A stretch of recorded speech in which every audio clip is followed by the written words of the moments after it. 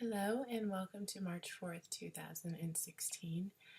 Today we're going to be reading Luke. We are done with Mark. I know you're excited.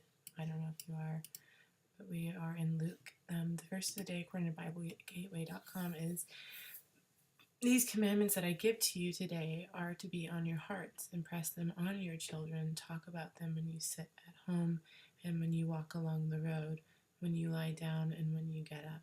Deuteronomy 6:7. That's the New International Version. Okay, so we're moving in from Mark into Luke. This is the last of the Gospels. So really quick, let's just go ahead and look at who Luke was as apostle. Okay, Luke the Evangelist. Okay, is one of the four evangelists, the four authors of the canonical Gospels of Jesus Christ. Luke was likely a native of the Hellenistic city of Antioch in Syria. The early church fathers ascribed him authorship of both Gospel according to Luke and the book of Acts of the Apostles. Prominent figures in early Christianity, such as Jerome and Eusebius, later reaffirmed his authorship, although the fragile evidence of the identity of the author of the works has led to discussion in scholarly circles, both secular, and religious. The New Testament mentions Luke briefly a few times, and Pauline epistle to the Colossians refers to him as a doctor. Thus he thought to have been both a physician and a disciple of Paul. Christians since the faith's early years have regarded him a saint. He is believed to have died a martyr, although accounts of the events do vary. The Roman Catholic Church and the other major denominations venerate him as a Saint Luke the Evangelist and as a patron saint of artists, physicians, surgeons, students, and butchers. His feast takes place on October 18th. It is believed by many scholars that Luke was a Greek physician who lived in the Greek city of Antioch in ancient Syria, though some of the scholars and theologians think Luke is a Hellenic Jew. This Luke is mentioned in Paul's epistle to Vladimir and the two other epistles which are traditionally ascribed to Paul.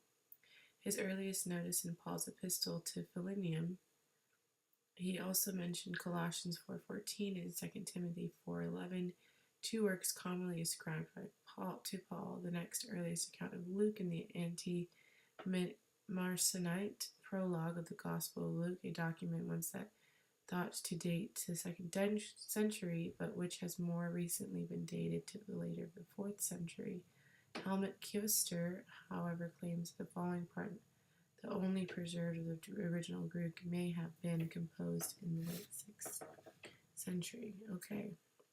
While Luke is an artist, Christian tradition starting from the 8th century states that he was the first icon painter.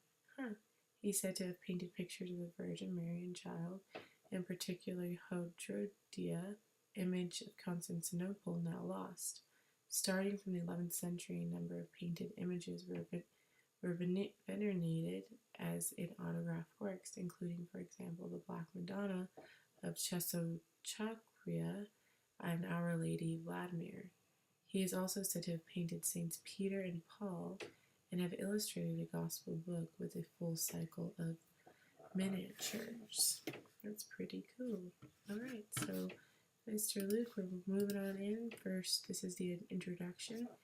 Many have undertaken to draw up the account of the things that have been fulfilled among us, just as they were handed down to us by who from the first eyewitness and servants of the world.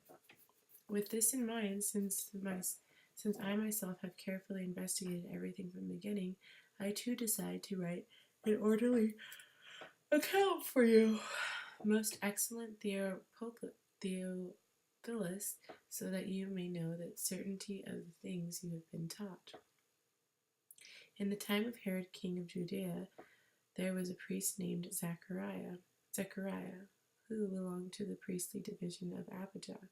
His wife Elizabeth was also a descendant of Aaron. Both of them were righteous in the sight of God, observing all of the Lord's commands and decrees blamelessly. But they were childless because Elizabeth was not able to conceive, and they were both very old. Okay, that was the beginning, the birth of John the Baptist foretold. Just 1 second while I grab this. For the daily devotion of today, we are looking at these you do not know. Perhaps you made strides with your relationships. Your family is your priority. You nurture your friendships. You engage in your community. But there's just one problem. Not many of your relationships include those whom you have nothing in common. There is another hill to climb regarding the relationships that matter. How well you seek out, welcome, and relate to strangers, those with different cultures, belief systems, and lifestyles than your own. Consider also those who are alone in their need, and social outcasts, and economically disadvantaged, the chronically ill.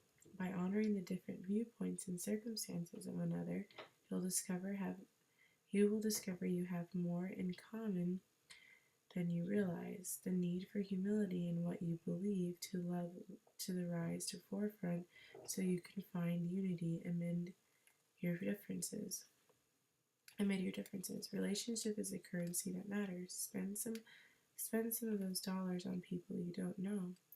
The stranger who dwells among you shall be to you as one born among you, and you shall love him as yourself. For you were strangers in the land of Egypt. Leviticus 19:34. Okay, thank you so much, and we will be seeing you tomorrow.